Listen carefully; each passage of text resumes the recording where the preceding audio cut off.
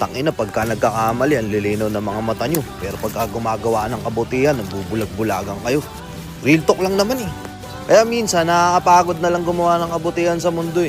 Kasi minsan, yung mga kabutihan ginagawa natin, dinidisregard lang din naman ng mga tao. Kumbaga, mas gutom na gutom silang abangan yung mga pagkakamaling nagawa mo eh. Kaya diba ikaw, napagod ka na lang din. Tapos masasaktan ka, kikimkimin mo lang din naman. Gusto mo mag-open up, isi-share mo yung sama ng loob mo, pero minsan tatawanan ka lang din naman ng mga tao. Nakakainis lang na ikaw sa lahat ng kabutihang ginawa mo, at the end of the day, yung mali mo lang din naman yung makikita nila.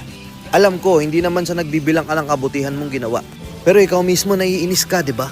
Minsan pa nga lalabas na lang sa bibig mo na, tangina, mali ko lang yung nakita nyo. Paano naman yung mga magaganda at mabubuting bagay na naitulong ko sa inyo, na nagawa ko sa inyo? Tapos ang masakit pa dun, ang masakit pa dun, pag nagbitaw ka ng mga ganun salita, sasabihin lang nila sa'yo, sinusumbatan mo ba ako? Nanunumbat ka ba? Pero wala eh. Nasanay ka na lang din kasi talagang gumagawa ng kabutihan sa ibang tao. Pero alam mo sa sarili mo, na huwag nilang antayin na ikaw na yung matabangan sa mga kabutihang nagagawa mo. Diba?